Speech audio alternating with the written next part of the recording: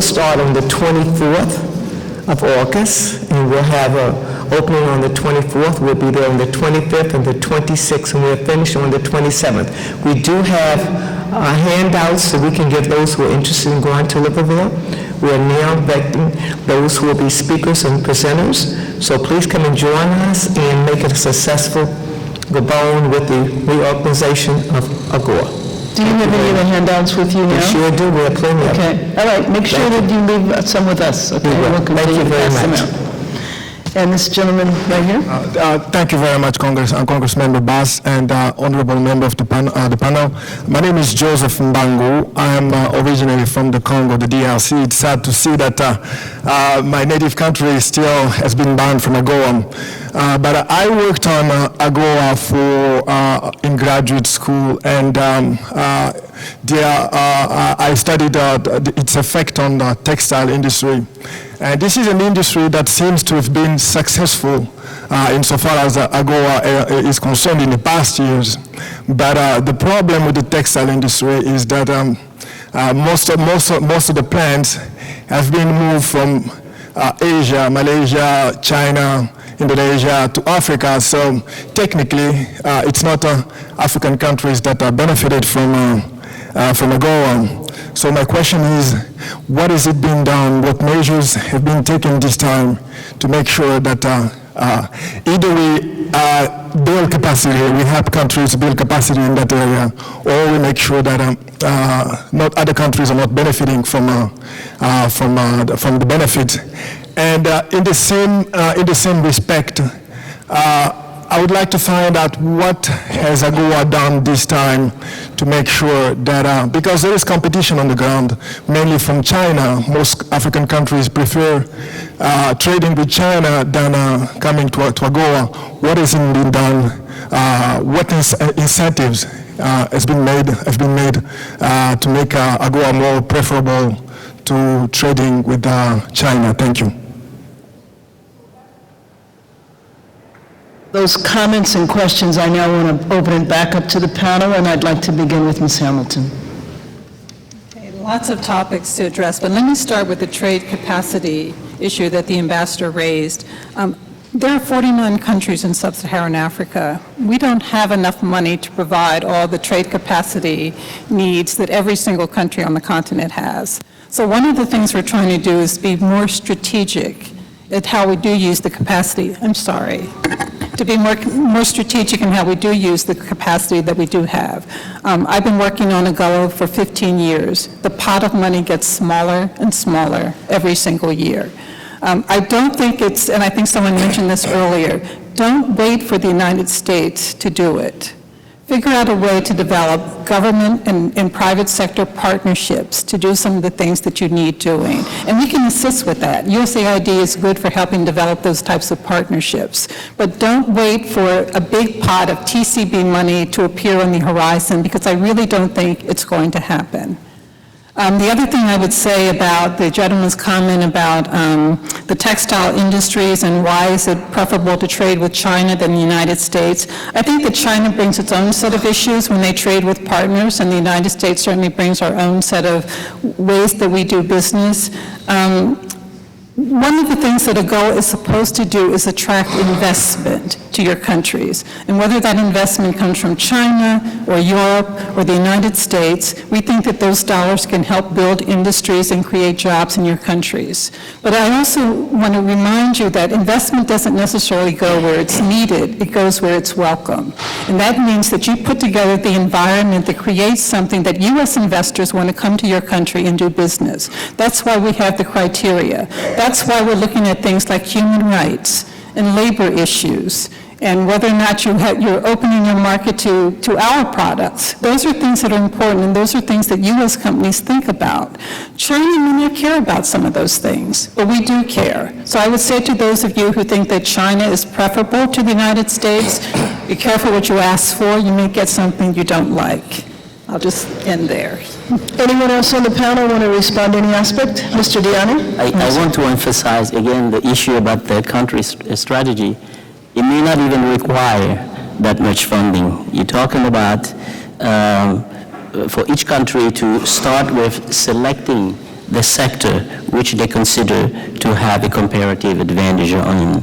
Is making a simple analysis of what is being produced and how the country can benefit more from one sector for another one. It's making simple policy reform, like in the reviewing the financial sector, looking at the administrative procedures, looking at the type of business support services that you can provide. Is providing the type of training that entrepreneurs will need to understand how to produce better. It's issue about the growing technique, the irrigation technique when you talk, and the issue about transport. So these are things that I'm convinced African countries do not have to wait for intervention to take into place. And the gentleman mentioned the textile garment sector. This is one typical example of how easy it is for a country to take advantage of the AGOA. It's a technological process which is very simple. In fact, most countries around the world have made the first step into industrialization by going through the garment sector, because it's a process that is very, very easy, simply needs backing organizations. So this is my take. Well, I'm going to try to start with the gentleman that spoke last. I don't think that Africans prefer to trade with China. It's just that it's easier to trade with China. The relations are not the same. The market access rules are not the same. And Africans also sell to China products that are raw and do not have any value added. So it's not that Africans prefer to trade with China, it's easier. The relations are not the same. Someone mentioned earlier that Africans shouldn't wait for money from the United States to take advantage of AGOA. I don't think that the idea is to wait for money from the US. I don't think that's the idea. What AGOA does, it's help Africans develop trade. Africans today are not looking for money or help. They're looking to have a trade relationship, to build capacity, to work together. And any incentive that can come into really enhancing that, it's welcome. That allows me to add to what the ambassador of Cape Verde said earlier. I think that one can think of a way on which USAID and MCC can have regional compounds to address certain issues that are key to a very efficient and effective AGOA.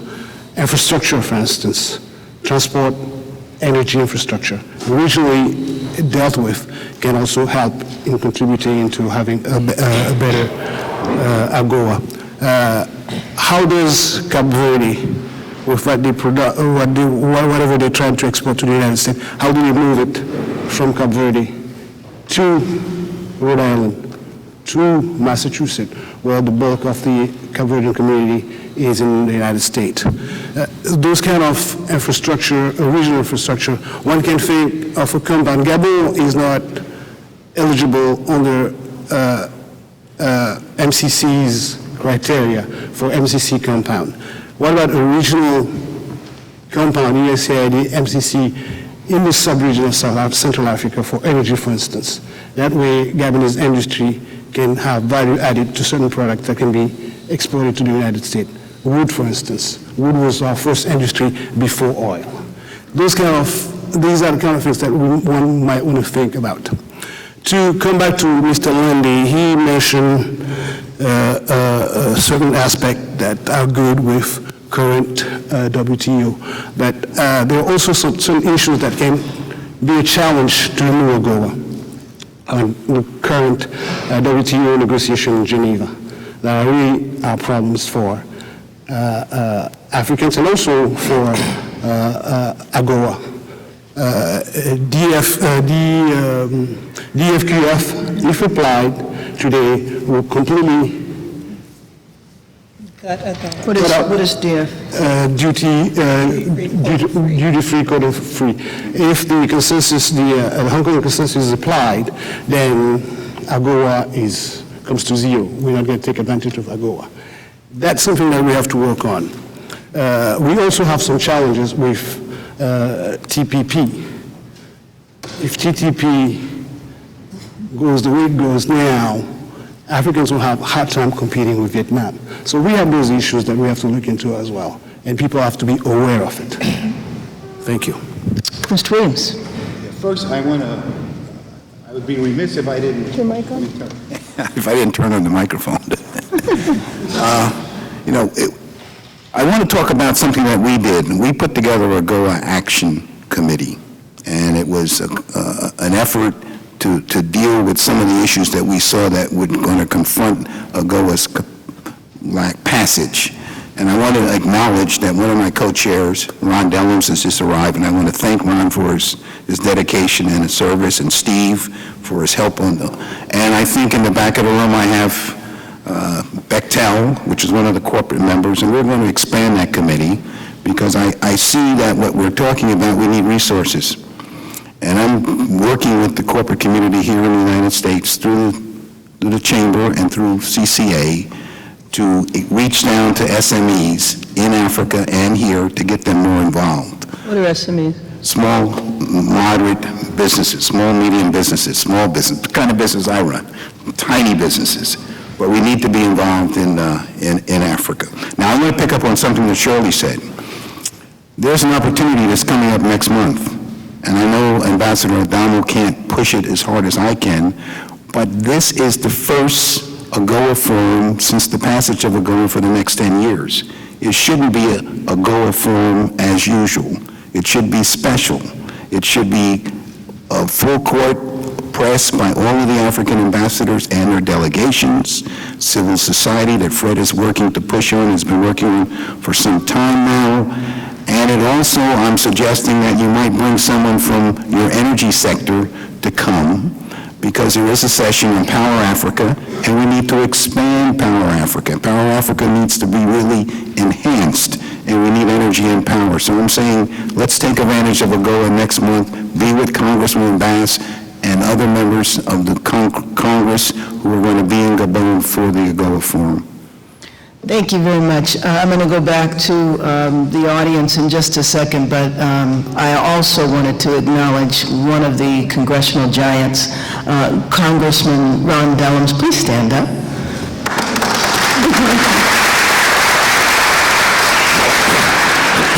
I didn't have the opportunity to serve with Mr. Dellums, but I do have the opportunity to consider him a friend and a mentor. So thank you for joining us today. Yes. Good morning, and thank you for holding this program. My name is Brother Cliff. I'm with an organization called Sixth Region Diaspora Caucus. We are a civil society organization that works on the grassroots level, and our primary aim is to establish a representative voice for the African diaspora in the AU's Economic, Social, and Cultural Council. That being said, my question perhaps comes from more of a strictly layperson's perspective, so I hope it won't be seen as too simplistic.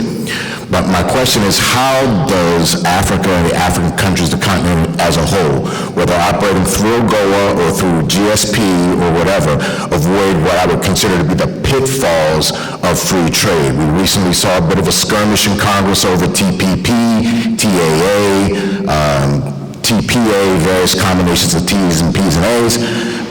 We also have seen a running battle over the last, ever since it was passed, over whether NAFTA was good or bad for the United States, whether it was good or bad for Mexico.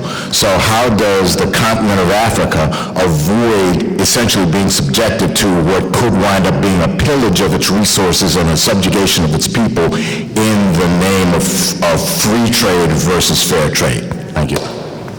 And then we'll take our final three. Is it three? Go right ahead, and then we'll go back to the panel. Thank you very much, Congressman Bass. My question is, has there been an assessment of the value or the benefit of AGOA to African countries? An assessment of the value? Of the value. Okay. What I mean by that is there an assessment of the volume or value of goods traded through the past AGOA? Because if we don't know the type of goods that were traded and their volume, we cannot talk about increasing capacity. Okay, and going to what Mr. Dion said, capacity is a problem, that is true. But what are the African government doing to help build this capacity? So far, I haven't heard any of our ambassadors stating what strategy they have in mind to support AGOA, unless I missed it. We are always hearing, asking for more, while there are things that we could do ourselves on the continent to empower our own people. So, my last question is, the World Bank has this aid to trade resources. To what extent can African countries also tap into this? Thank you. Yes. Once more, congratulations, Representative Karen Bass. You have won one battle for the better of Africa. AGOA is to help Africa. It's true. But there is a problem. To help Africa is to help African people for a better life. But some of African countries have been dropped because of the bad government. They have been dropped. And you know that because of this bad condition of government, people in these countries are living a bad situation, worse and worse. And when you drop this country, isn't a double punishment for African people in these countries? If you don't help them, how they can improve their life? So my question is it not possible for AGOA to open a door for private sectors? Because people are living in this country because of these private sectors.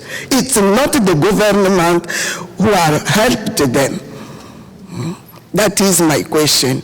Can AGOA look to open a door for private sectors? Thank you. Thank you. Our final question. Thank you very much, Congresswoman Bass, for convening this important meeting. It is obviously very important in terms of taking advantage of AGOA renewal. I'm short. Okay. AGOA renewal legislation seeks to promote greater regional integration by, for example, encouraging adoption of the Trade Facilitation Agreement. TFA, or Trade Facilitation, is essentially customs modernization.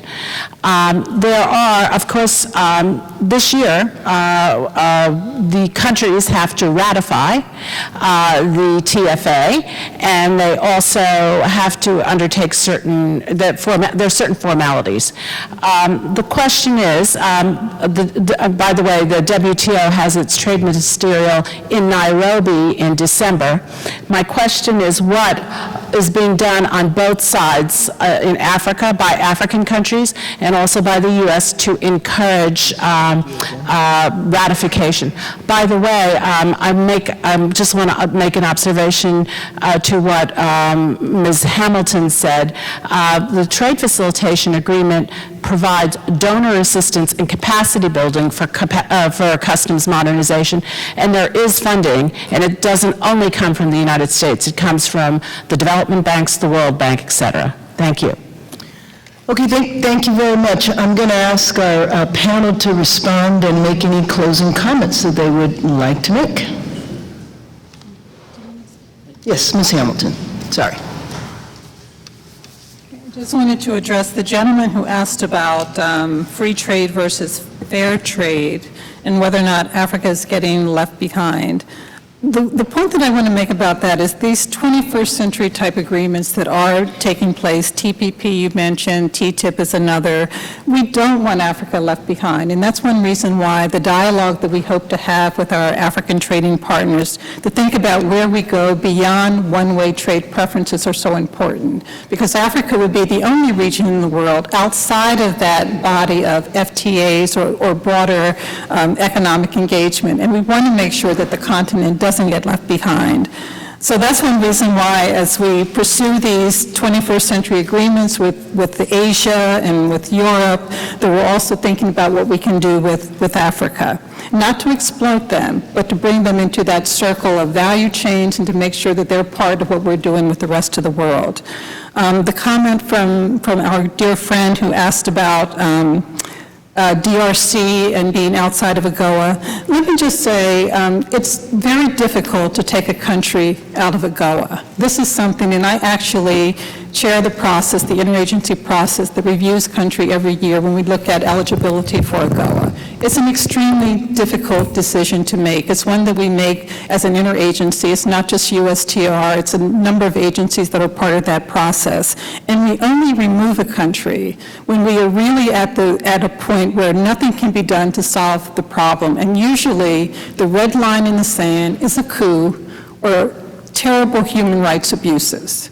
And I think that as we're sitting here, for those of you who care about Africa and its people, I think you understand that when we hold countries, governments accountable for abusing their citizens and doing things that the international community considers horrible human rights abuses, that we do something about it. And that's why countries get removed from AGOA. But we also have a path forward. We tell countries what the problems are, we give them benchmarks, we try to work with them to meet the criteria to get back in AGOA. But we truly believe that Congress put the criteria in AGOA for a reason, that we would pay attention to it and that we would make sure that countries were held accountable for meeting that criteria. That's the reason why DRC lost it. That's the reason why Swaziland lost it. That's the reason why we work with countries to make sure that they don't lose it in the future. The good thing about the new AGOA, with the new flexibilities that are added, is that we don't have to take out a country. That's not the bottom line anymore. There may be other things that we can do. But I also caution you to know that this is probably not going to happen in every instance. That's probably going to be an extraordinary case when we think that there's something we can do other than removing them that results in the reforms that we're looking for. So again, I talked to you earlier before we started this, and I understand exactly what you're saying, but I do believe that there are mechanisms for the private sector, the women that you're talking about who are working in Congo, to continue to work and get things into the United States. We have a wonderful program called the African Women's Entrepreneurship Program, which is not just limited to AGOA countries, and I invite you to talk to State Department about how you can be part of that. I think I'll just stop there and let my other colleagues address some of the issues. With respect to the question regarding the impact of AGOA, it's quite interesting. I think the average import of goods and services into the U.S. is about $2.5 trillion a year. Africa accounts for about 1% of that.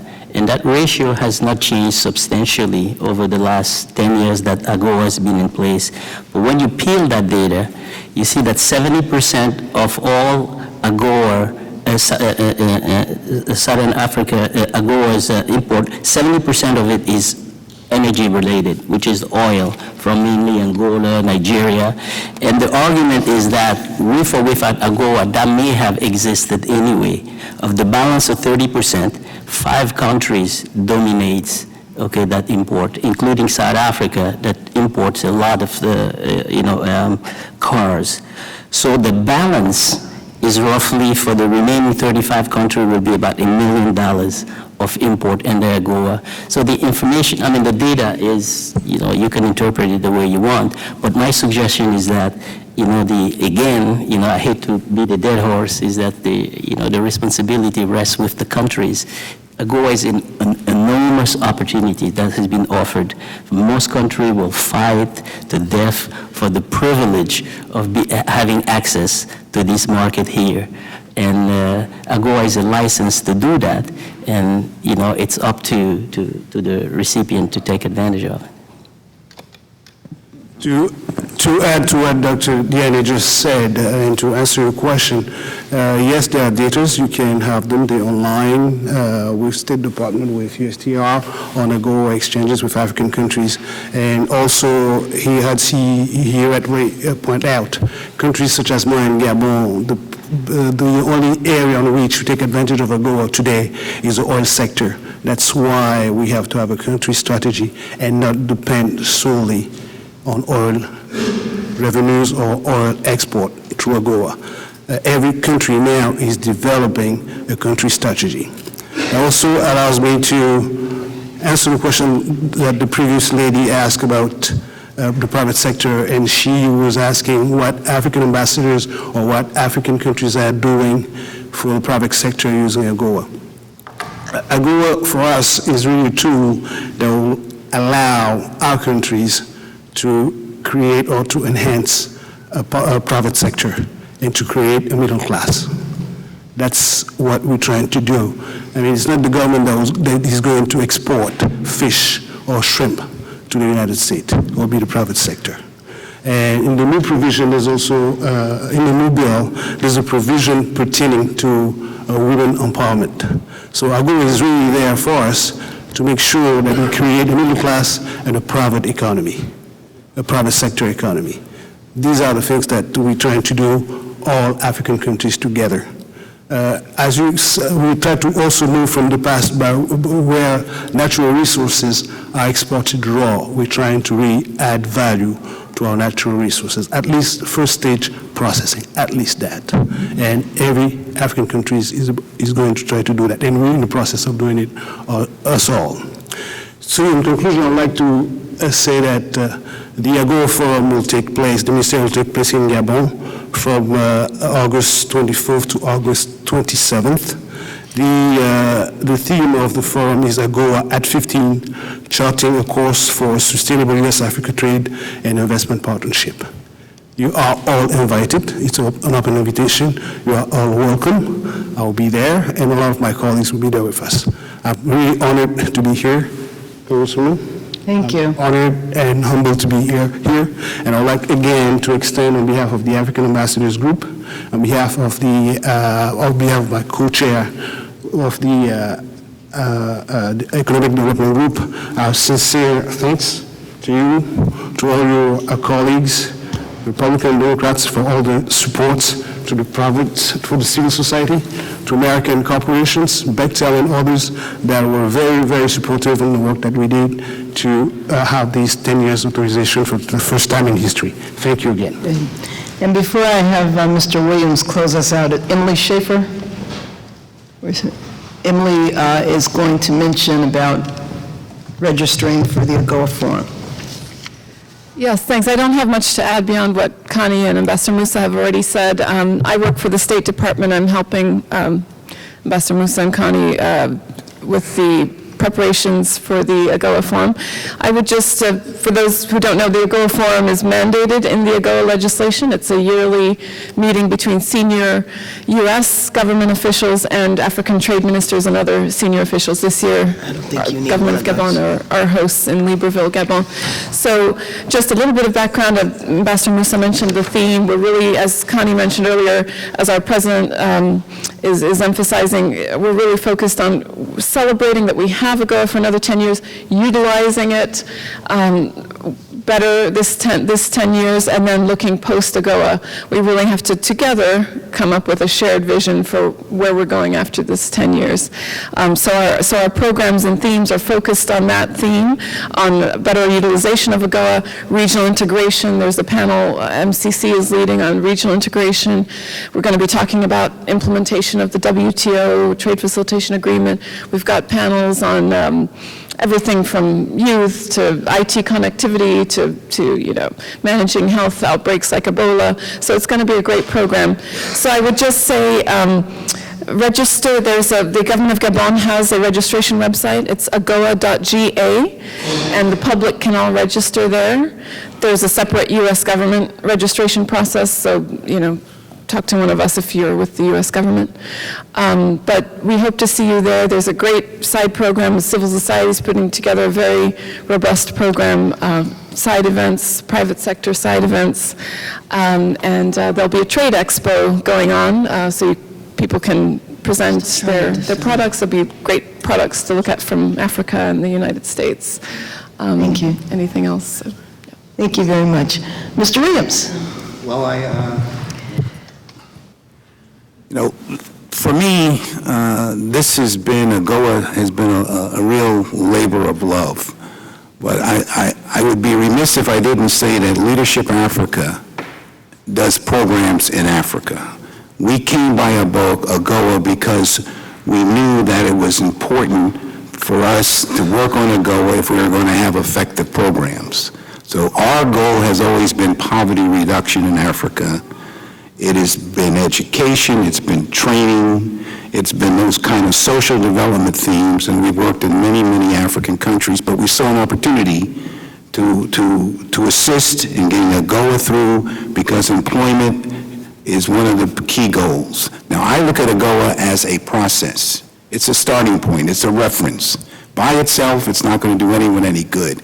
It's what you want to make of AGOA and what the African countries want to make of AGOA because they're going to solve their own problems ultimately. So like we did in putting forward a consensus of agenda from the African ambassadors on what we would like to see in AGOA, I'm suggesting for all of the forums and all of the meetings, starting with the meeting that's taking place in Gabon and then moving on to what's going to take place in Kenya in December, the WTO, that you start to put forward a consensus, whether you get it all and you may not. We wanted 15 years, we got 10. But we got more than we would have gotten if we hadn't asked for 15.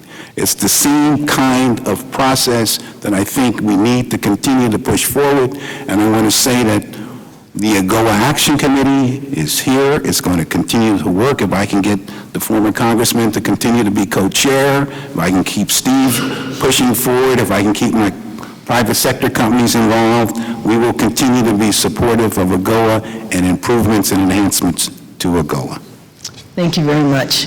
Well, before I close us out, I did want to acknowledge, there's several members of my staff that are here, but there's three that I wanted to acknowledge, beginning with Travis Atkins, who is our staff director on the subcommittee and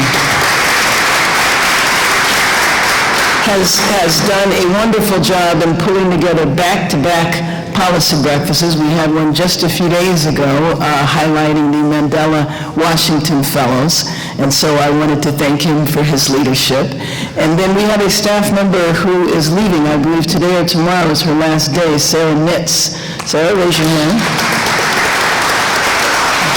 Sarah has played a critical role in the legislation that Mr. Williams referenced, the MCC legislation that we're going to be working on, and Travis is going to be, she's passing the baton on the MCC legislation to Travis, and he will be taking the lead to make sure that that legislation winds up on President Obama's desk. And all of the organizing and advocacy and all of the things that we did, we want to make sure that people, understand what that legislation is about. So look forward to an Africa policy breakfast in the future, looking at MCC.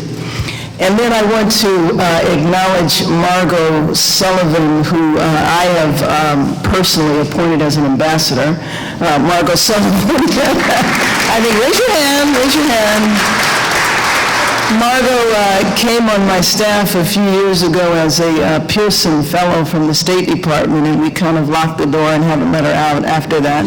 Her fellowship ended a while ago, but she really took the lead on pushing for the content in terms of our input around AGOA and working specifically with the diplomatic corps, with USTR, and so that's why I personally have appointed her as our ambassador. So I want to thank these three members of my staff for all of the diligent work in helping us get to where we are today.